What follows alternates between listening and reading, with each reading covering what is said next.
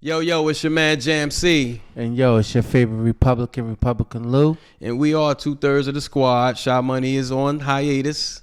Again. Sun and Tan, because you know it's about to be Scorpio season, which sucks. You can't tell her nothing. Yeah, She already sent me her birthday gift list and everything. But you know, this the fun fact of all that. It's still Black History Month in Europe. So I celebrate the 31. I do my Black History twice a year. So this month being October, the month of Libras, because Libras rule, and February. I tend to enjoy it more because we got 31 days in this month. Right. So if you look on my social media, I try to do at least once a week a Black History figure or somebody I consider to be Black historians. Doesn't always be in our history books, but these people have impacted our culture within the last, I would say, 20, 30 years, because there's some people in it that's from the 80s who are Black billionaires or hopefuls that a lot of us don't even know about or get the recognition until they pass on. That's perfect. That's a perfect segue that you just alluded to, because we have someone that we celebrated. Celebrated, and you know, for the city of Newark, has done a lot in the city of Newark. Someone that we know for quite some time, a long period of time, and we have Shawn McCray. I like to call him Big Scoop. Others know him as OG. Mm-hmm. And just introduce yourself, bro. First of all, I want to appreciate you guys having me on the show. Not a problem. Always. My name is Shawn McCray. I'm a lifelong Newarker. Grew up in Newark. Grew up in Hayes Home Projects. I graduated from Central High School. Went off to college. It's a lot, man. I don't know, how much to talk about, but it's I'm from the city of Newark, man. I love Newark.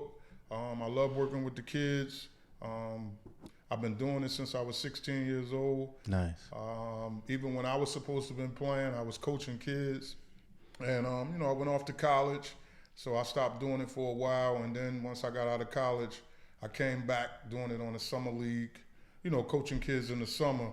And then I myself, kind of fell a little bit to the streets, so I kind of pushed it to the side, and then I got myself together, and now I'm here. Now I'm sitting now here talking with you guys. What was this? Basketball, football? What was baseball? What was it? Basketball. Basketball. I was heavy into basketball. That was one of my first loves. I mean, growing up in the projects, you play all sports. Yes, boys. Yes. Absolutely. Yes. Absolutely. Basketball, I started to grow, so I got a little tall at an early age. So, I went off to St. Rocco's and played on my first basketball team and took it from there. So let me ask you. I know that in my household, college wasn't spoke of in my household, and you said you went to college. So what made you want to go to college back then? To be honest with you, if I didn't play basketball, I probably wouldn't have went to college. So basketball was my tool to get me into college and get me an education. And, at that time, we all think, when you play sports, you're going to the highest level as far as NBA. I can make it to the NBA. And, once that dream didn't happen, I stuck it out. I was far enough where I was close enough to get my degree. So I stayed in school and I got my degree. So it kind of helped, but college, like where I came from, nobody went to college. I want to say I was the first person in my family to actually graduate college. Kudos to that. Yeah, I want to even go on the limb. The first person in your building. No, it was somebody ahead of me. My man Tito, he went to St. Benedict's. He went off to college. He was a couple of years ahead of me. Okay. But, my immediate family, I was the first person to actually graduate. I'm not sure if I was the first one to go, but I know I was the first one to graduate. And that's interesting because when we think about, because we're from Newark as well. I'm sure our audience knows that. But coming from where we come from, you don't have a lot of success stories.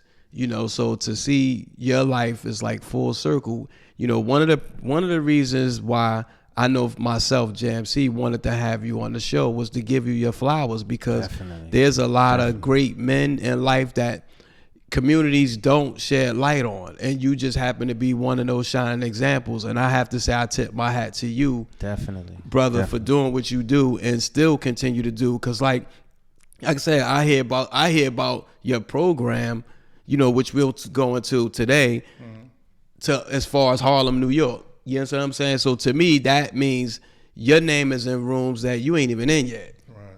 Which means you're making a difference. Right. I appreciate that. I second that. And coming from where we came from, there wasn't much hope, right? Not as far as a positive hope. Right. There was a negative influence that we all probably experienced at one point in time in our lives.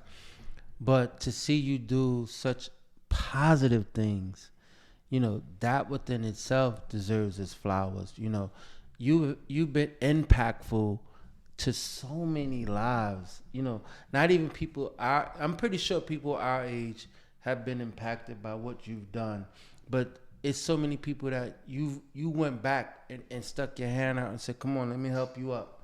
Let me help you up. Let me help," and you helped so many up. And that's why I feel like your flowers are deserved. Do you feel like you deserve flowers for what you've done? I mean, definitely. I mean, it's feel good to get recognized, especially by your peers. People that you know personally, but even when people that don't know you, but the people that know you personally, sometimes they know your struggles. They know what you've been doing. They know where your heart is. So yeah, it feels good to get flowers from people But I always tell people I don't do it for the accolades, but and I tell people that's what comes with it, and I have no problem with that. But somebody did it for me, so I just always thought that if I got in a position where I could help people, because I wouldn't have went to college if my high school coach didn't drive me up to Pennsylvania. So now I drive kids to the college if they need a ride. Because somebody did it for me. And if they wouldn't have did it for me, I probably wouldn't be sitting here right now.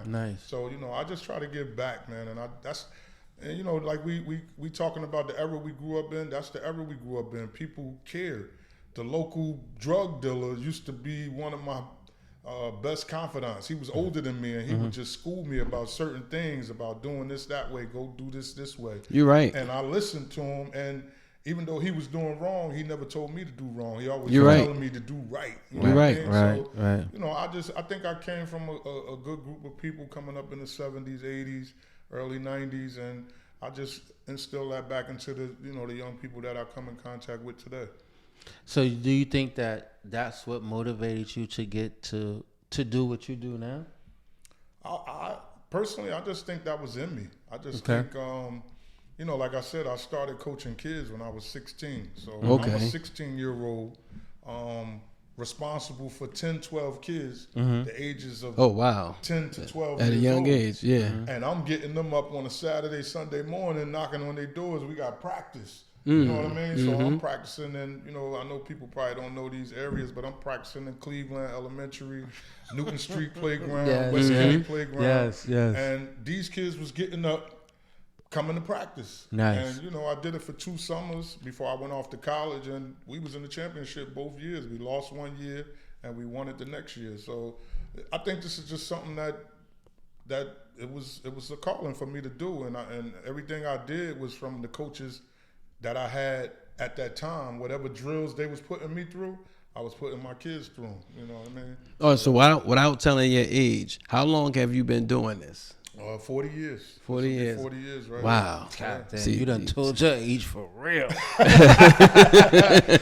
real. It feels good to get but you think about it. 40 years of helping people, kids. You know how many kids come to the program? So it's safe to say there's been kids right now who probably play professionally who's come through Zoo Crew basketball. Right. Yeah. We had a kid this year got drafted, Dariq Whitehead. He got drafted by the Nets. He was the 22nd pick. I remember that. Wow. Yes. Wow. See? That was my first NBA draft party that I went. I went to his draft party. Nice. And it's a beautiful feeling just to be in that arena with like different people that's just like that just living life beautifully, man. You know what I'm saying? Yes, yes. So, shout out to Darik. He's gonna try to do some things here in Newark with his own little basketball showcases for high school kids. So that's good. Shout out to him. He hasn't played yet, but we'll see what happens. So hopefully, he get out there. Rookie year. Yeah. So shout out to him. That's a testament to your flowers right there too. Yes. You get what I'm saying? No, I get it. Kids that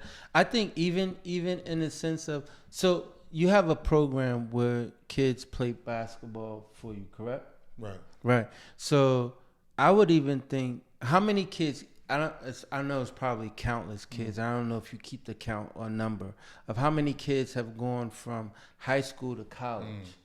Be honest, I used to keep a list, but it became so many kids started to go off to college that I kind of shied away from it. But it's in the hundreds, 200s maybe, of kids that went off to college, not even to play basketball. Some of them, after they get to the senior year and realize that they can't go to the level that they want to go to. Some of them just went to school just to get education. You know what I mean? Nice. So that's a plus. I mean, that's always a plus.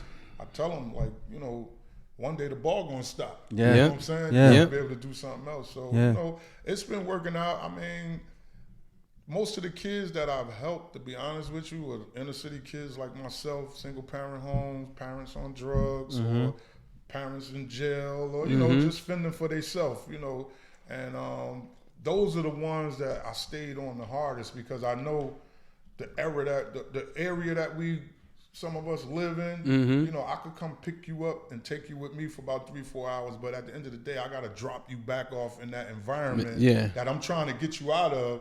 And those are the kids I kind of stayed on the most, because some of them, the potential already of what's going to happen. And if you know the areas that you're dropping these kids off in, you already know what's going on in the area. So, you got to be on them a little more. You got to try to keep them around you a little more, just so they can see something different. You know what I mean? Because a lot of these kids don't leave their neighborhood, especially nowadays. They don't leave the neighborhood, so they don't know what's outside of where they live unless they're going to school or something like that. But to take them outside of Newark, which I've done with various kids, and get in another state, and they'd be like, we got to go back home. Like, the trip over. It's a weekend tournament. We got to go back. Well, when the next one?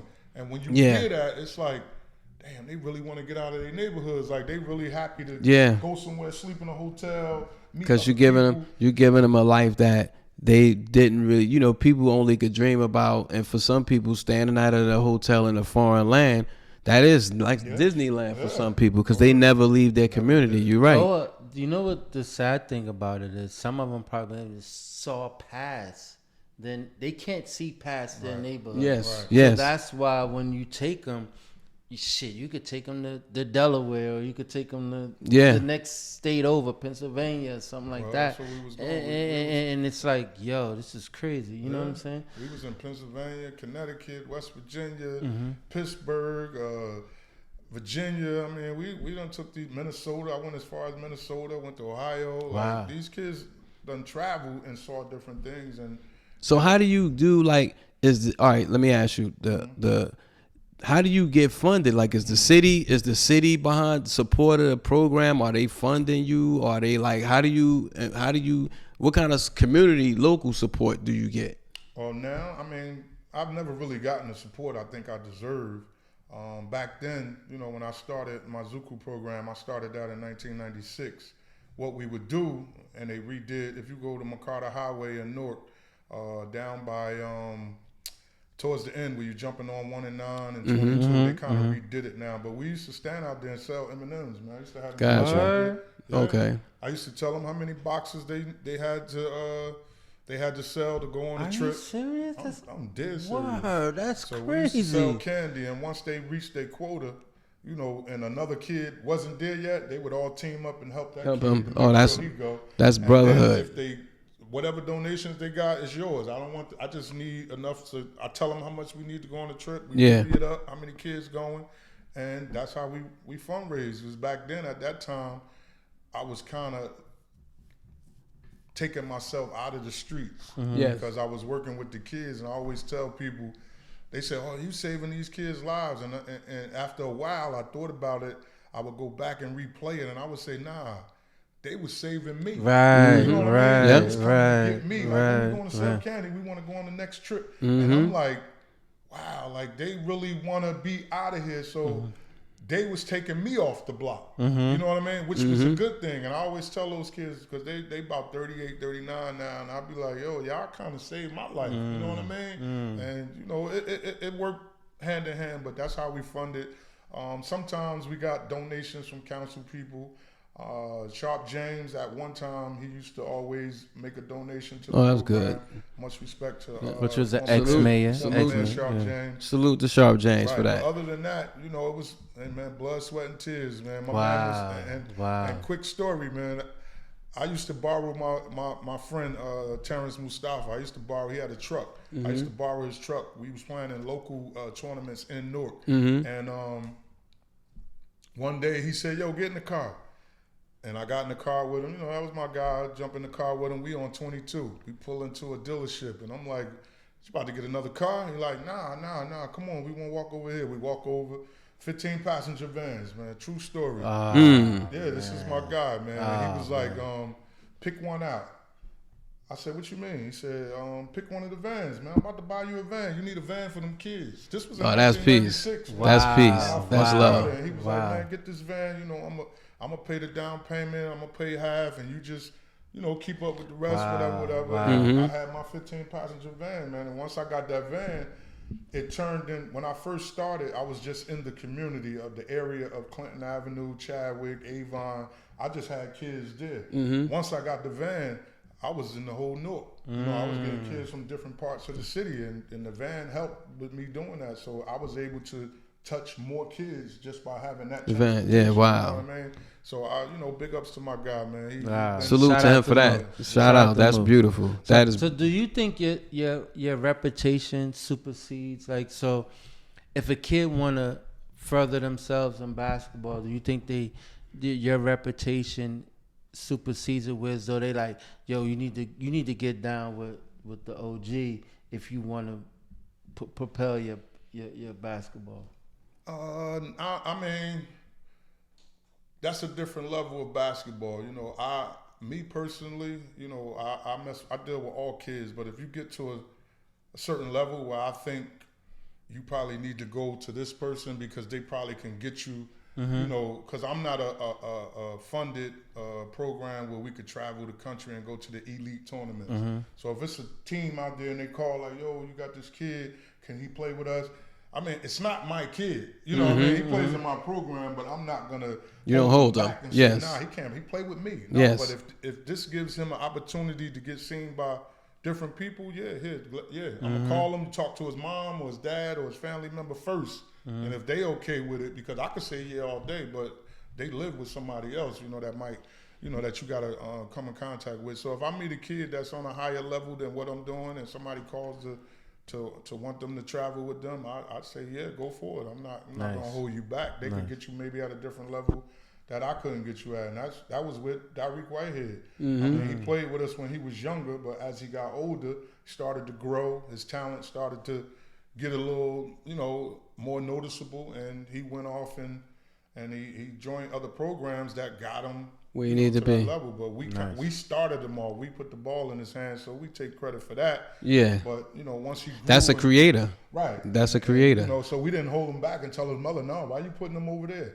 Nah, let him go. But beauty is though he came that's back. Honorable. He came back. Right, you know, so many people forget, but you created something in him that made him who he was, and I have to salute him for remembering that. Right. That which brings me to this question: what was if any, what was the support like with the parents? You know, for the parents who was involved, because to your point, you were saying a lot of kids, their parents for different reasons could have been on drugs, or maybe dad wasn't there. Mom probably had to work and couldn't bring a kid out to the programs because so many things in the hood. We pretty much, a lot of us are one parent homes. Right. So what was the support like? Were there any resistant? I mean, here's a strange guy coming to your house saying, I want to take your kids to play basketball. I mean, even for not for the 16-year-olds, but for like you being an adult, full-fledged 30-year-old Shawn McCray walking to the door like, excuse me, ma'am, I want to come get your kid, your 10-year-old. or, what was the support? Like, was it like wild, crazy? Saban. You like the Nick Saban walking in somebody's living room. Yeah, exactly. You know what I'm saying? No, but the community I dealt with, the impoverished community, people living in poverty, most of those parents want help with their kid, and especially a boy. They want their kid to be into something positive. So, the name of the program was Zoo Crew, and everybody in the community knew who Zoo Crew was. Yeah. Outside of the negativity, they knew us as people, and we were positive people. We just chose to do different things, but at the end of the day, we were community. You know what I mean? So I think that helped a lot. Being that we did things in the community as far as block parties, and we fed the community twice. We used to have a block party like every twice each summer for like 5 years. So the community actually knew who we were. Yeah. Before I even stepped out and said I'm gonna do a basketball program, and like I said, I was dealing with the kids within that community. Okay. So it wasn't really hard to get the parent on board because the community, Clinton Avenue and Chadwick. It's a lot going on. Yeah, what I mean? So that whole little area, Avon, Madison, Hawthorne. I had the kids from Hawthorne Ave all the way over to Avon Ave. Nice. You know what I'm saying? So, it wasn't hard to get the parent on board. And at some point, a lot of the parents wasn't even supportive of what their kids was doing. Yeah, we were at games in Newark, and there's no parents at the game, and that's gotta be tough, man. That's tough. Looking at now, because you have to be. You have to be the mother in some cases, a father, somewhat of a provider, because you have to provide transportation, and you have to make sure kids get home and from home and back home safe at a decent hour. How do you stay motivated in situations like that? Because to get up every day and do that, there has to be some source of motivation that drives you. Even dealing with whatever day, because you got your own struggles. Right. So how do you stay motivated in situations like that? It was just the love of, working with kids, man, because I come across a lot of kids, man. Kids used to stay in my house on the weekend. I used to have 10, 12 kids sleeping on the couch, on the floor. Yeah, nice. And this was for like about 10 years straight, man. And it was tough saying no. Like one time, man, we used to practice at West Kenny. It's a Newark Vocational High School now, but rest in peace, Cleo Hill. He used to allow us to come in there at the 6 to 9 program on Fridays.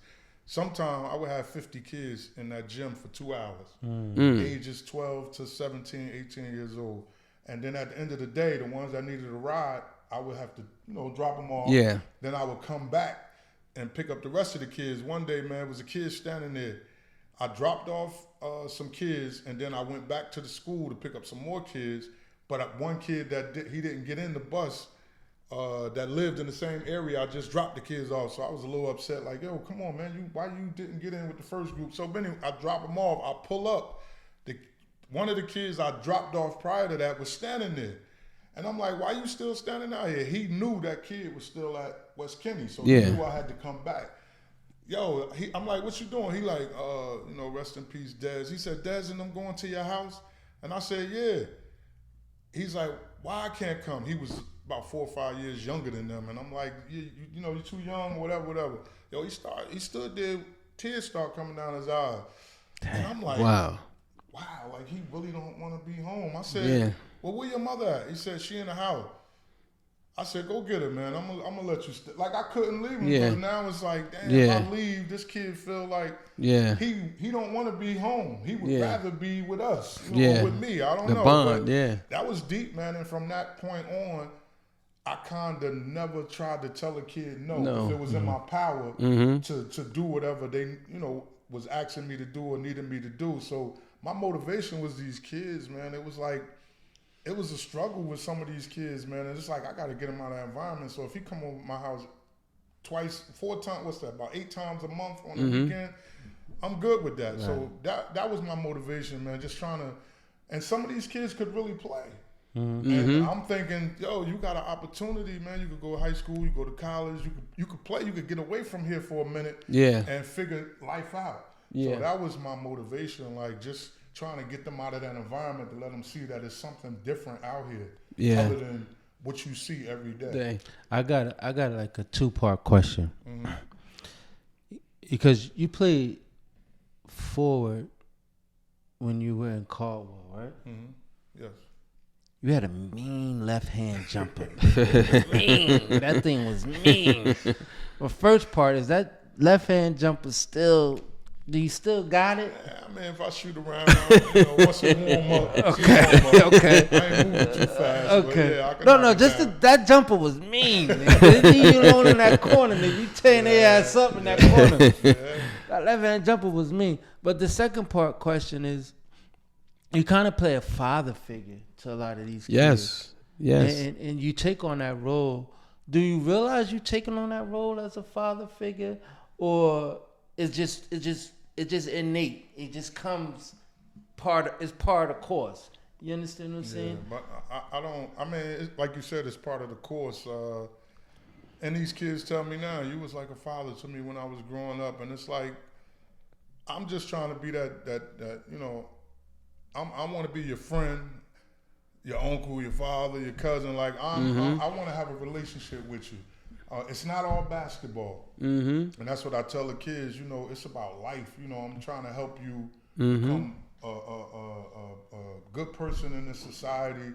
You trying to help you understand that you have to work with others in order to prosper in life, building social skills, and at some point, I'm that disciplinarian that, look, you got to do this, man. If you don't want to do it, then I'm wasting my time. Don't waste my time, because I used to tell you, I'm not getting paid for this. Yeah. And it's crazy because they just gave me a 25th anniversary for my summer league, and one of my players spoke, and he said, and he's about, I think Tyrone's about 35 now, and he was about 12 or 13 at the time. He said one time we was at a game and he screamed on us. We was losing, and he was like, "I don't get paid for this." And he said in his mind, he like, "Man, he ain't picking up all these kids. He ain't getting paid, man. He lying." Then as he got older, and he started helping out with the program, he saw, man, yo, you really don't get paid for this. Like, no, it's the love for y'all. Like, trying to get y'all to understand that you got to do the right thing in life or you'll get caught up. And some of them still got caught up, but I got caught up, so I can't be mad at you. Yeah. You know what I'm saying? It's just what you going to do after that. So, yeah, I think I am like a father figure. It's more than a coach, man. And I tell them it's more than basketball. Like, we doing other things. It's just not rolling the ball on the court. Like, I'm teaching you life stuff. And if you want to know about jail or prison, I could bring somebody here to tell you about it. You want to know about working in whatever field, I could bring somebody here to tell you about it. Like, it's a lot of opportunities out there, and I got to be that adult father figure, role model, whatever it is, to keep them focused. I remember, and not to get too personal, right? But I remember, I don't know if you posted this on Facebook, Instagram, whatever, and you said, "Yo, I never gave a Father's Day card out before." I never. Me personally. Yeah. Right. And I thought about it, and I said, "Shit, I never did either." Yeah. Right? Yeah. You're right. Me neither. I never did either, and so my point and my premises of building up to that is, if you never gave a Father's Day card out, so obviously there was no father around. So how do you know how to be such a role model to these kids? Yeah, because what was your example? My example was The lack of? I mean, the first male that ever yelled at me, honestly, was my coach when I was in the 7th grade. I didn't come into contact with a male until I went to St. Rocco's, and then I first started playing basketball. I was 12, 13 years old, and that was the first time I had a direct contact with a male figure. I mean, my father was around, don't get me wrong, but he never disciplined me. Like, we never did things together. So I'm going to a school, a Catholic school, and it's like, this guy took me and worked with me, took me to game. Like, he did stuff for me that made me started doing things for people in my community. Yeah. When I got a few years older, I was in the 7th grade. So by the time I was in 10th, 11th grade, I'm coaching my own team. Nice. So I'm 3 years removed. But that was the only figures in my life was my coaches. And they taught me a lot, man. They disciplined me. They yelled at me. They hugged me. You know what I'm saying? So they showed me what you're supposed to do when you're in that role. So that's where I got that from my coaches, to be honest with you. See how life comes around full circle. Comes around full circle. Right. The same thing that was given to you giving right back. You understand what I'm saying? And that's how life is. But it worked for me, so I'm thinking this is what's supposed to be done, because it worked for so many more. Right. That came under you. Right. You understand what I'm saying? Yeah, so it was supposed to be that way. Right. Yeah, absolutely. You get what I'm saying? That was amazing that happened. And for people to say that life doesn't, what you put out doesn't come back, that's bullshit. It's bullshit. Yes, absolutely. Bullshit. It comes back. Yes, you understand? Full circle. Yeah. Full circle. And it's amazing. Again, I'm telling you, we can go for 3 days talking about your accomplishment, the experiences you have with your kids. And again, I'm pretty sure, and I know that all these experiences wasn't pleasant. Mm-hmm. You lost a few. Mm-hmm. A lot. I remember one kid, I don't know his name. Forgive me if I forget his name. All I know is he lived down there in the Court Street area, and he had a brother. It was 2 brothers that played for you, and one of the brothers kept playing, but the other brother got killed. You know, that might be Hot Dog. Mike, That may be Hot Dog. He got killed. I think so. But you were so adamant in talking about it because it touched. You know, it hit close to home because not only did I lose him, it's a possibility that now I'm about to lose his brother. Right. Yeah. You understand what I'm saying? Yeah. Because of the fact of what happened to him.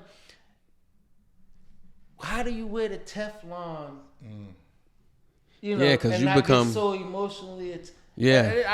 Me personally, I'm crying. I'm crying. Reading the post. Yeah. You living it. You living it. Yes. So I only can imagine. How do you deal with that? I mean, each kid is different. I have a different relationship with different kids, but I've lost 21 kids, man, in the last 27 years. So it's like that's to murder or just or incarceration or a mixture of both. 19 of them I want to say was murder. Wow. Yeah, 19 of them was murder, man. Wow. And it'd be tough, but at the same time, you have to be that strength for the other guys. Yes. Because they calling you like, yo, that's messed up. You know, they crying. Like, some guys calling me crying like, yo, and it's like, I got to try to figure out a way to tell them, look, man, it's a part of life, and it's not good what happened, but then you got to look at the circumstances. Yeah. Was he doing X, Y, Z? Which some of them was, and you know, that's what comes with it. You know what I mean? So if it's unexpected and it's like, damn, they did that. Nah, he don't. Now it's a little different. And I lost one of my guys, man. Quick story, like, he used to come over my house since he was 9 years old. Wow. Until he became 18, he was over my house. Anytime there wasn't no school, he was at my house. I worked with him. And he eventually went to Bergen Street School. He went to St. Patrick's, played basketball. Oh, good. And great kid, man. Lost his parents when he was younger, but he was hanging with a family that lived on Seymour. That's how I met him. And went off to college, great student, you know, got to school on time, whatever. And you know, he was murdered in Essex County Jail by another kid that played for me that they considered each other cousins. So, wow. You know what I mean? So that kind of, that put me in a funk, man. I mean, that probably was the only time that I really didn't want to be bothered. Like, it really bothered me. And you know, I was in the house for like a week, man. I was calling out of work. Like, I was depressed because I lost a kid that I felt like was my child. Like, I really thought, this is my son. You invest. I tell Dez to do, he doing it. I call him. He right there on the spot, whatever. But, you know, he got caught up. You know, he came home from college one time and gave one of his friends a ride. You know, his mom and dad passed, like I said, when he was younger. So he came into some money when he turned 18. And, you know, he did the right thing, bought himself a car. He was going to school out in Kansas, a junior college. He came back, gave one of his friends a ride. The friend got a gun on him. They get pulled over. He got all his paperwork, but, you know, we in Newark. They search the car, whatever. It's a gun. They both get locked up. Now you can't go back to college. Yeah. You got this charge over your head. So it was a lot of things, but he was doing the right thing. But that kid right there, you know, Desmond Sanders, and it's crazy because It was a Sunday, man. They called me and they was like, yeah, we trying to find the parents of Desmond Sanders. And I'm like, in that time, I know he in the county jail. And I'm like, well, what's going on? And they like, no, are you a family member? And I'm like, nah, I coached him. I was his coach. And I said, well, how you get my number? They said, well, he has you down as an emergency contact on his county paperwork. So I said, okay, well, why you can't? So I gave him the aunt number. And I pulled over and I said, damn, why is they calling me? I said, he must have got into a fight or something. So I called his girlfriend. Mm-hmm. I said, Gigi, last time you spoke to Dez? And she said, I spoke to him yesterday. I said, oh, all right. So I got a little at ease. She said, but you know what? He called me every morning. He ain't called me this morning. And I'm like, oh, man. So I called the person back. Mm-hmm. They said, we spoke to the aunt. We left a message. Then one of my friends, he was a Essex County officer, investigator, and he called me. He was like, yo, man, I got one of your kids' case. I said, what you mean you got a case? He's like, well, Desmond Sanders, they found him in the cell dead this morning. Jeez. He got killed by his monkey. Wow. I said, what? So it messed me up. I went to the aunt house, everybody up there, and I'm like, then they told me who did it, and I was like, you sure? Like, they grew up together, like, mm-hmm. but it was just some other stuff. But, I lost a lot of kids, but that's the one that all of them touched me. Yeah. But that's the one that like set me back. And I post him every year, his birthday. Mm-hmm. I always put him up, and because he was a good kid, man. But he fell to the streets. He was doing his 1-2. I think he died. I think Dez might have been like 28, 29 when he passed away. Yeah, it's so sad. Yeah, I mean, it's tough losing kids, man. And you try to tell them like, them streets gonna eat you. Like some kids, Yeah. you not surviving out there. Like yeah. I just know because I've been around people. Yes. I've been in the streets. Mm-hmm. Yeah. I dealt with kids that been. You ain't gonna make it, and they look at you like, what? Nah. I'm telling you, bro, you better get yourself together. Yeah. Either you gonna end up something happen to you, or you're gonna do something that you ain't really want to do. You're gonna be sitting in that jail for the rest of your life. Yeah. It ain't no fun in there. It ain't no fun. I don't know who wants to be locked up with a bunch of guys. Not me. I know me. I gotta watch Love and Hip Hop shit. Yeah. I can't be in no goddamn jail, nigga. They turn the TV off before come on. Shit. But now they got TVs in their cells. Yeah. Good now, so maybe I want to go in there. So what's the ages do you range from? Like, what's the youngest to the oldest? Because I'm sure, do they ever age out the program? Or yeah. I mean, now we do kindergarten to 8th grade. I don't really do the high school too much like I used to back in the day because I coach at Central. Okay. So it's kind of a conflict of interest. Got you. For me to have a program for high school kids. Yeah. Now you got coaches thinking if you coach their kid, he gonna transfer to your school. Yeah. That's not my purpose. Yes. I'm not trying to recruit your kid. I'm trying to give him another avenue to get, wherever he trying to get. So I just do kids. But I think that's okay. But I think you get them at a good age. You start at kindergarten, and you kind of shaping them because especially if it's a kid like I was in kindergarten. My father was alive and around, but he wasn't around. Right. So like, and somebody like me, I was a football kid, but if basketball was my choice, you would have probably been my coach. Right. Agreed. You know what I'm saying? And I think because we all needed that. Right. I think especially if you're talking about 80s, 90s, you could produce more NBA players at that time because it wasn't a lot. And I think now that program is definitely needed. Right. I think me and my friends, we talk about playing in 18th Avenue School. Going down there playing in the playground. Half court. If you could survive in it, you was all right. Yeah, absolutely. Decent. Absolutely. Yeah. But my question, one of the questions, and I know that your program has been thriving and going for years, and you lost someone that was very dear and near to your program, which was Malik. How much of an impact was that to the program? That was a big loss, man. A lot of the kids, because Malik, man, rest in peace. Rest in peace. He was good cop, bad cop, man. Malik was bad cop. I was good cop. The kids, who coaching? Oh, Malik coaching. If you do something wrong, he gonna get Malik, you want me to push up? You want me this? Malik didn't take no junk from the kids. Not saying that he was a hard person to like for the kid. He wasn't he was doing the right thing, man. Like, you know, when you always get that disciplinarian, and then it's that person that say, "Come on, man, he only did this because," you know what I'm saying? Because sometimes kids don't understand. They understand, and you yeah. gotta break it down to them. So we worked so well together, and it was crazy because Malik came. I started the program in '96. Malik came in like, I want to say 2000, 2001.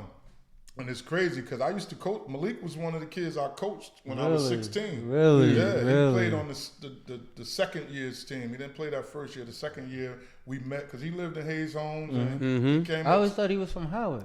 Nah, he lived in Hill Manor, but they lived in Hayes Homes before they lived in Hill Manor. So he came up to me, found me one day. I heard you got a basketball team. I played basketball. And Malik, you know, you're already little. So at 12, he was even really little. Even like, littler. Play and I let him play. And it's crazy. He moved to Atlanta and he came back.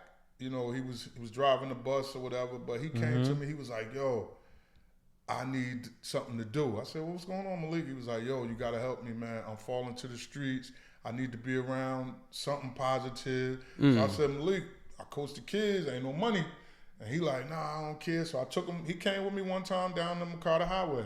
And the kids were selling candy. And he like, "Yo, this how you raise the money?" I'm like, "Yeah, this is what we got to do." Wow, that's dope. Yeah, and he was like, "Yo, I want to help. I want to help." And from then on, he was my left hand, right hand, kicking me in the back, whatever I needed. That was Malik. But that was a big loss, man. It was a real big loss. And one thing about Malik, even though he had that one leg, you never knew he was handicapped, man. Yeah. I'm telling you, he wouldn't allow you to feel sorry for him. And he touched a lot of kids, man. We did a little memorial for him in front of the store after he passed, and a lot of kids that used to play, parents, they came, they gave out. It was you never know how many people you touching until times something like that happened, right? You know, and he touched a lot of people, man. He was an integral part of this program, and a few times I was ready to walk away like, "Malik, we not getting no help. You know, we only got X amount of kids." And he like, "Nah, we got to keep going. We got to keep going, And I kept it going, and we added more stuff to it as we went. You know, we did a summer camp for 5 years down at the waterfront on Grafton Avenue. That was his camp. I did the paperwork part, registering the kids. Malik ran the camp. Nice. He was there 6 a.m, man. Nice. Just that's working good. the kids out and was leaving 5, 6 at night. And I was like, "Yo, where you get the?" I thought I had a lot of energy. I used to be like, "Where you get the energy?" He always say, "I had 20 surgeries, man. I got to keep moving. I don't want to be sitting in because he was in the hospital for a year. Before he got his leg amputated. Wow. He sat laid in that. That's why he cut his dreads. He got all matted down and he cut his dreads. But he was in the hospital for a year, man. And he made it out, man. And unfortunately, he passed away in 2021. I think I got this might be $1 million question, right? This might be it might be 950,000, right? So we used to have a summer league, which was in the hole down in Green Acres. Right. Why you never played? I played. I thought you just coached down there. No. I was playing. That was when I was in college, and after I got out of college, I was with NWA. Me, Mad Dog. Gotcha. Yeah. Oh, you're right. You're right. So retract that $1 million question. You're right. And you answered, and you did answer one of my questions, because one of my questions was going to be your alumni. The guys who made it, do they come back? And you did answer that. A couple of guys do come back. Well, my coaching staff is coaching staff at Central is guys that played for me. I just lost one, passed away, but I just lost one of my coaches, Tyson. He just became the principal at Irvington High School. Okay. But you gave him his flowers for that, though. Yeah, that's my guy. You didn't lose him. I mean, that's a big loss. Promoted. In high school, because Tyson got so much energy. And he's the film guy. He goes scouts the teams. Like, I lost a lot. I ain't going front. He made my job a whole lot easier, but he's at another stepping stone. And he went to Westside and he played in my Zoo Crew program. And when he came home from college, he volunteered at Central when I was the JV coach. And when Mr. Blue stepped down and they gave me the head coaching job, it was a no-brainer. I made him my assistant coach, and he was with me for those. I took the job in 2006 as the head coach, and he was with me that whole time. So it's a big loss, and he's one of my kids, and I'm happy for him because principal. You're a principal at a high school. That's a big major. deal. That's major. And then I got Dow Harvey. He played for me. He graduated from Seton Hall Prep. And I just hired another kid, Ronald, that came out of my program that actually graduated from Westside with Tyson. So I like to keep the kids around that know me, that know my system, that know how I am. And, you know, I like familiar people around me. So I keep my kids around. And then my Zoo Crew coaches are kids that, well, they're adults now, but they used to play in the program. Nice. And they know what I ain't taking no bull. Don't come in here with no nonsense. Like, this is what we doing. We working with people's kids, so you have to be on point. Don't come in here smelling like no weed, whatever. Don't bring your bad habits here, because this is not the place for that. We have to keep that outside the door. That's wild crazy, because I know what all of the audience may not know, but you ran for office, for council. What's unique about it, as I'm listening to you talking, it's like, first, one question, do you ever plan on running for council again? I'm not sure. The last election was last year, 2022. The next one is in 26. I'll be 59 years old, man. I'm not sure where I'm gonna be at in my life, you know. And you know, I've been helping so many people for so long. I'm at a point now that, what do I want to do for me? Yeah, you know got you. I got more time behind me than I got in front of me. Exactly. You know what I'm saying? You're right. Now I got to start planning for me, and I got a 7-year-old. And, you know, I don't know, man. You still putting it down. Yeah. Okay. All right. Yeah, I mean, he's a wild boy. Yeah, right. drop one off to college and come back and find out I got one on the way. One in daycare. You got one in college and one in daycare. I mean, and then I just learned from politics that, you know, it's really not about the people. And a lot of people was telling me, like, nah, bro, you shouldn't run. You got to stay in the community. We need you in the community. But me personally thinking, if I get in, I could help the community more. And every time I ran, and I'm one of them people that I like to prove people wrong. Like, I get in, they gonna change you. Nah, I don't know how to be nobody else but me. And if I feel like, and this is how I felt, if I get in and I feel like it's a game that I'm really supposed to be playing, I'm gonna do my 4 years and I'm gonna walk away, because this is not me. I'm not gonna do the backdoor stuff just to, you know, appease others. Like, nah, if I can't get in here and do what I want to do, then I'd sit here and do my 4 and I'm out. Like, I'm not gonna run again. Like, that's not me. Like, they trying to make me be something that I don't want to be. You know what I mean? I remember when you ran before, and I was like, yo, what's up? And we were talking, we was having a conversation about it, and he was like, I won't stay still. They trying to stick it in me, but I won't be still, because I won't be part of it. I won't be part of what they want. They want me to be what they want me to be. Right. But I got an agenda, and I want to stick to my agenda. Right. But they want to let me deal with my agenda is, and I totally respect that. I respect it wholeheartedly, and I'm glad that you didn't cave to the machine. Right. Yeah, you know, but here's an interesting thing though. I'm just thinking, looking at, because you so love the community and you love the kids. When you think about, you know, remember the song "I Believe the Kids, the Children of the Future." Like, you know, you embody that.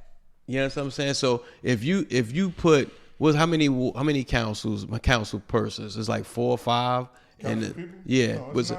Okay, so let's say 9. Okay, yeah, so you do like 9. Let's say if all 9 of them shared your passion. Do you know how you talking about the impact of the community of the city of Newark? Do you know how just how people will embrace the community, how there would be so much love? That's the reason why I asked the question about Pac, because listening to you talk, there's not a lot of people that rep their city that gets the flowers that they deserve. And I think, like, again, having you on the show today was one of the reasons why we wanted to do this show. Definitely. Was because us, the squad, we want to not just for the city of Newark, but for anybody who do what you do to help the children, which is why we created this platform. And that's why it's called Goin Vocal, because we believe everybody have a voice. Right. And sometimes they're not afforded to be able to do that. So this is where you could come to us and you could give your voice. Cause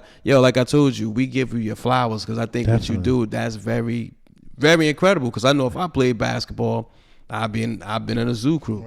Right. I know we running close on time, but one of my last questions, because I could talk to you for 3 days. Yeah. What do you think was some of your biggest accomplishment? I'm gonna give you 3 things. 1 was the book that you wrote. Mm-hmm. 2 was the video you put out, or the documentary. Mm-hmm. That you put out regarding basketball. You had a lot of major figures. Jay Will was in there. Mm-hmm. You know, a lot of big figures. Or them finding Tupac Killer. Because I know you love. You love you some Tupac. Man. You love you some Tupac. Yeah, that's my guy, man. Because you know what?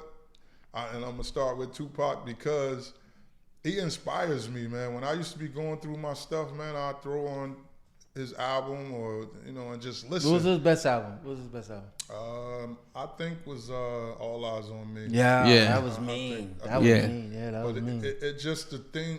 To this day, I mean, I done saw his interviews so many times, but to this day, I still watch his interviews, and it's like it's relevant to what's going on right now. Mm-hmm. And for him to be, and people like, oh, he was so young when he was so he could speak so well at that age. And I tell people, when we was 21, 22, we was talking about social issues. Yes. You know what I'm saying? We was conscious. Yes.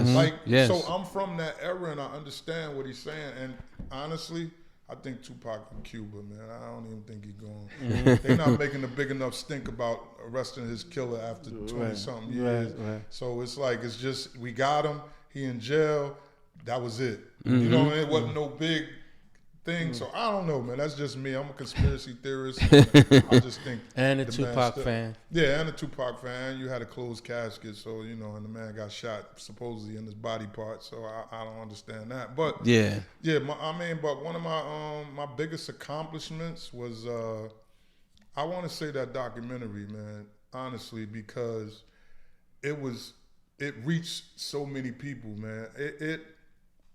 The views and the views not going on like they was back then, but people still watching it, because I still see people that be like, oh, I saw your documentary, like it came out 5 years ago. Mm-hmm. And, but it's on YouTube. I saw it on ESPN. Right, it was on ESPN. Came on ESPN. And it's on YouTube, so you can go watch it. But the effect that it had on people that I don't even know.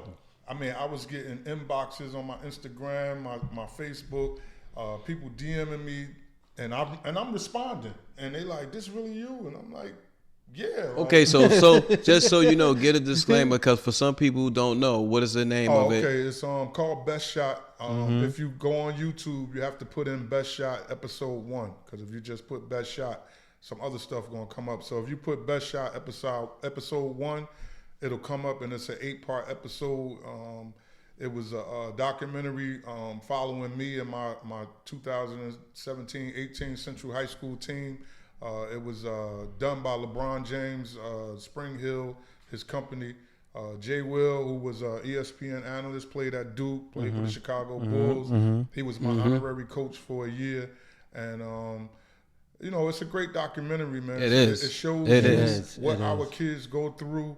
On a daily basis. The kid Isaiah, I had no idea he was homeless until I saw the documentary. Mm-hmm. He had everybody food, and he was sleeping from house to house, but he came to school every day and never said anything. Can I get $1? Can I get $1? Wow. Here and there, what your average kid does anyway. Mm-hmm. So but I mean, it just it was a great documentary, and it reached so many people, and the stuff I was preaching in the documentary, I preach that to every kid, and for people to see it and to see the impact that it have on these kids, and they still come back and call me and reach out, and it was just one of the best things I did, because it left Newark. Mm-hmm. It went global. Mm-hmm. Like I had kids from Africa, France, like, and I was like, wow. And people, could you send me a video saying something to the kids in my class? Wow, that's awesome. See, that's impactful. And it's humbling because I know where I came from, and to be at that platform with people looking at you saying, I need you to inspire my kids. Like, I don't know them kids. They never played for me. I don't know these people. I have coaches reaching out to me. Coach, I just want to say you did a great job. Blah, blah, blah. Or asking about the kids that was in the documentary. Quan is actually right now. He's working with the director that directed Best Shot, and he wrote like a screenplay or something. And it's crazy. The director called me. I still got contact with him. He said, "Yeah, Quan wrote a screenplay," and I'm like, "Yeah." He's like, "Yeah, we working on it right now. We trying to ship it. I trust your judgment. I'm gonna send you a copy. I want you to read it." And I'm like, "Yeah." He's like, "Yeah," and I'm gonna pay you $250. I said, "To read it?" Yeah, wow. He said, I ain't in that realm, so I don't really know. And he's like, "Yeah, I'm gonna pay you to read it, and I just want your input." And I read it, and he did a little, because Quan is from New Community. Okay. And he did he wrote something about a kid that played football and was trying to figure out which way to go, and now they shopping it around. So something good came out of it for him. You know what I mean? That absolutely. The director even wanted to work with him. But it kind of helped everybody, man. People was reaching out, where Hottie at, how he doing. So what they was going to do it the next year. No, they was going to do it the next year or the year after, but COVID hit. So when COVID hit, it kind of put it on the shelf. And they've been talking about doing something like 5 years, which 5 years is now, that these kids done graduated high school and where they at now. So, hopefully something comes out of it. But it was a great documentary. I was kind of upset that the Board of Education and the city of Newark didn't publicize it like I thought they should have, because you got kids from the city of Newark being shown on a national scale, and it's not really they lost. It was cool. Their loss by not getting by. At the height of when it came out for that 1 year, I spoke to YouTube, and they was like, it had 27 million views. Man. 27 million. It's like, it was 27. We didn't even count ESPN because but on their YouTube, because YouTube picked it up, it was 27 million views. I said, wow. So that's, you don't know who you tell. I still go places and they be like, hey, Zoo Crew, you the coach documentary? And I'm like, yeah. And they be like, oh. And then we start talking. I was just at the Knicks game and the kid walked up to me and was like, yo, I coach in the Bronx. I saw your documentary, blah, blah, blah. And I'm like, wow. But yeah, I mean, that was one of my biggest accomplishments doing that documentary. That was dope. So how can people get in touch with you? Like, how can they contact you? Like, if they wanted to get a part of your program, or even if it was for something monetary, if that's something you accept. But like, how can they, like, what's the best way to reach you? Cash at me first. I get it over to them. Well, I mean, I'm heavy on social media. Shawn McCray for Facebook, and Zoo Crew for Life for Instagram. I have a Twitter, Shawn McCray 4, but I'm not really a Twitter guy. Yeah. And we take donations. My Cash App is $ Zoo Crew. Everything is Zoo Crew, man. Okay. $ Zoo Crew. Or Zelle is my name. You type in my name or my phone number, and I don't have no problem giving my number out. I had this number since 2000. All right. 973-449-7324 if you want to register your child. At this point, we do charge, because, it's just to maintain a program, and in this day and age. Absolutely. And we're dealing with so many kids now that we do charge to be in the program. Minimal fee is not a lot compared to a lot of other programs, but again, Shawn McCray on Facebook, Zoo Crew for Life on Instagram, $ Zoo Crew Cash App, 973-449-7324 if you want to Zelle a donation for a kid. And believe me, it goes right back into the program. All right, that's what's up. Now, one more thing, and two things actually. But the first thing is you done this all this that you done was very selfless. It was never to, I'm going to do this for something in return. It was very selfless. So then my question to you is, what would the Shawn McCray now tell the younger Shawn McCray in the projects, growing up, single parent, dad in and out, and heavy influenced by your environment? What would you tell that Shawn McCray versus what you know now? What I'm doing now? Mm-hmm. Well, I mean, if you follow me on social media, most of the time I end my posts with, the grind continues or stay focused and sucker free. What I would tell my younger self was to stay the course. Like, if you stay focused, good things happen, which good things still happen. I was lucky when I was in the streets to actually be able to walk away with no physically, mentally, everything was intact. A lot of people can't say that, but just to stay the course, because now I look at, my life, like I've been working at a job since '98 for 25 years, various jobs, but I've been working for 25 years. Mm-hmm. I graduated college in 1990. Mm-hmm. I didn't get a job in my field or just working until 1998. So I ran the streets for 8 years with a college degree. Like, so how smart really was I? So I could be 33 years into what I'm doing, and I probably could walk away right now and start my afterlife, after, working, doing something for myself. So I would just say stay focused. Choose your friends wisely, and obstacles happen, man. You run into obstacles all the time. You got to figure it out. You got to figure out how to get around it if you can't go through it. And that's one of the things I regret. And then I'll say I don't regret it because maybe I wouldn't be doing what I'm doing now if that happened. So I say you're saving lives. Things Absolutely. happen for a reason, and I'm a strong believer of that.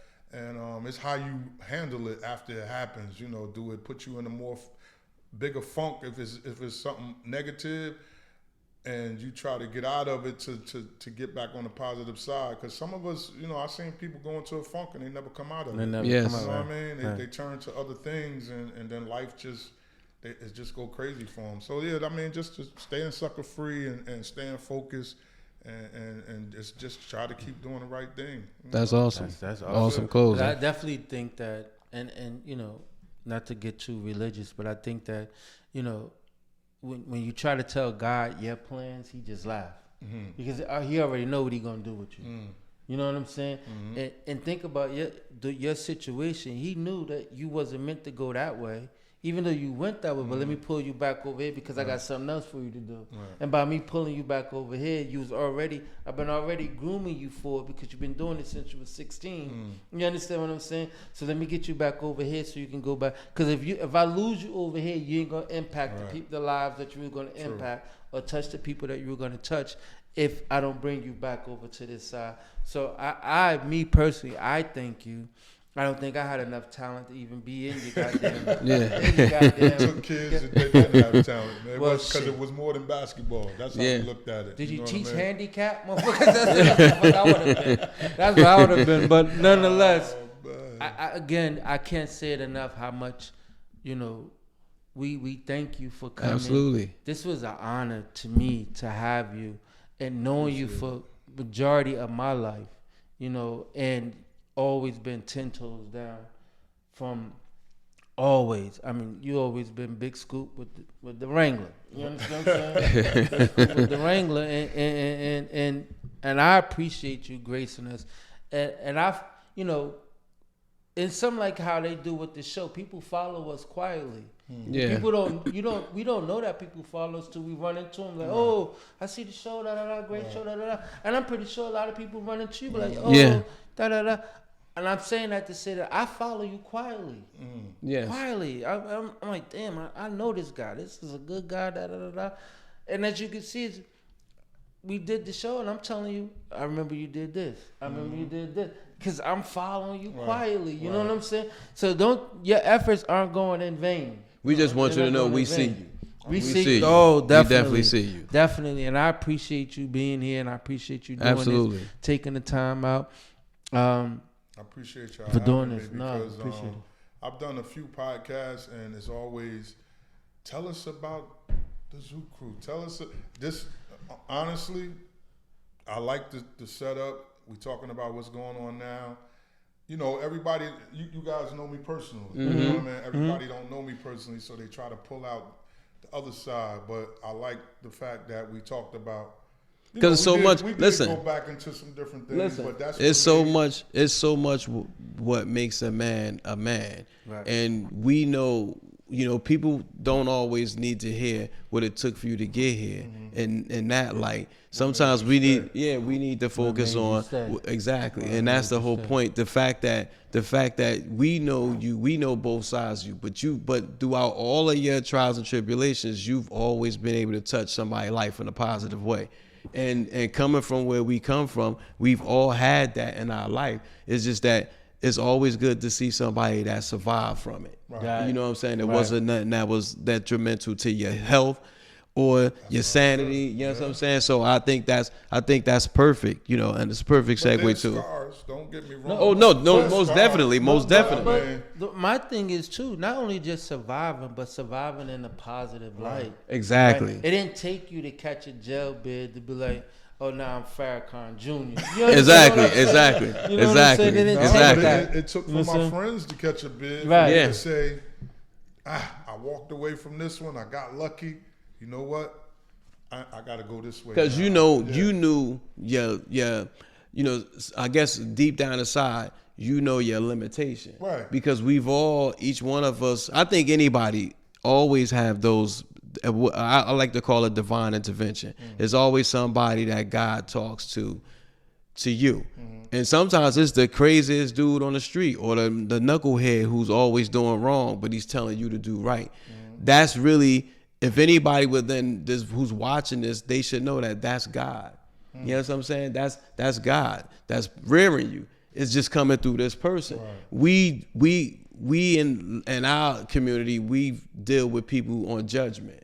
So we judge where the message is coming from instead of looking at the message itself. Right. So that's why, but you was blessed. You had that, and you was intuitive enough to know that, this is coming from somebody else. But, excuse me, but it gotta be meant for me because you received it. Right. Despite everything else you did in life, you received it and you lived your life that way.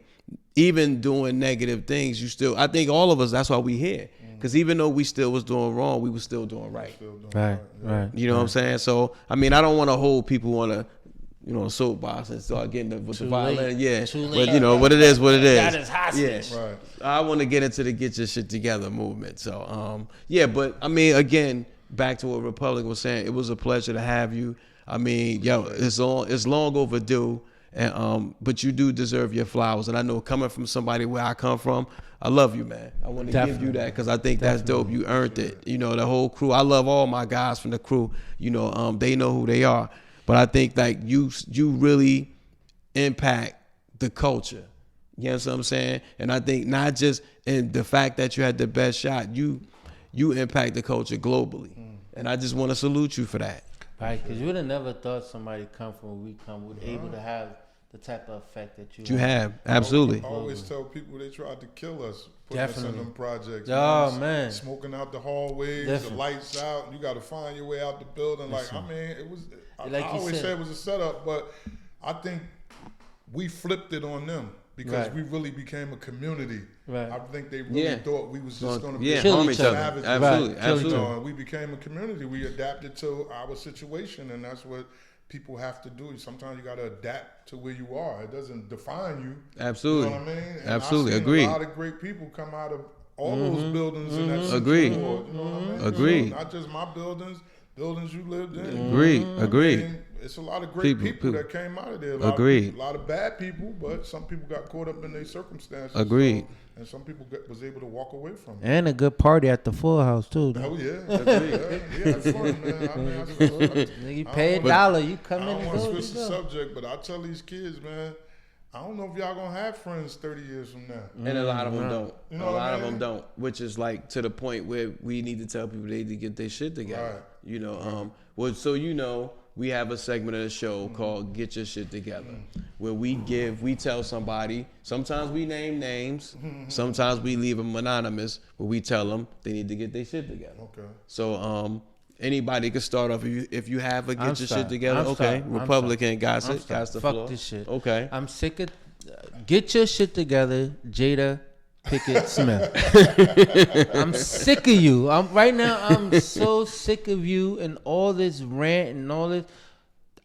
and she fucking with your man, and niggas, yo, they killing her on social media right now. They killing. Yo, you trying to sell a book and you going about it the wrong way. You going about this shit the wrong way. Yeah. But they torture her. They torturing her. Yo, this is not worth the bestseller. New York Times bestseller is not worth it. Like, if you and Will got your problems, walk away. Do what y'all gonna do, but this ain't it, baby girl. This ain't Will Jada Pickett Smith. Get your shit together. Get your shit together. You got one, Shawn? Yeah, I mean, it's not a name, but it's my city, man. I just think my city, city of Newark. I guess I could curse. I mean, y'all need to get y'all shit together, man. I mean, we have a city where it's divided, and you know, I didn't come up in a city like that, and I think, you know, people have a voice that are not brought to the table, and I'm not just talking about myself. It's a whole bunch of people out there that has ideas, that want to do different things, and they get shut out because they not on a certain side. So I think the city of Newark, you need to get your shit together and bring everybody to the table. Get your shit together. That has an idea or some way to better the city, man. We got to stop choosing people because they're our friends, man. That's how stuff don't go right. You know, sometimes our friends don't do what they supposed to do. But when you bring people to the table that got experience in different avenues, you know, it makes everybody look good. And it helps the city. Agreed. So, that's right. City of Newark, get your shit togetger. Get your shit together. Get your shit together. Okay, I'm gonna switch gears on my get your shit together because I had one earlier, but I'm gonna change it. I attended the breast cancer walk in Central Park, right? Shout out to my brother, Mr. Talk That. He gonna kill me, but I gotta tell this story because he gotta get his shit together.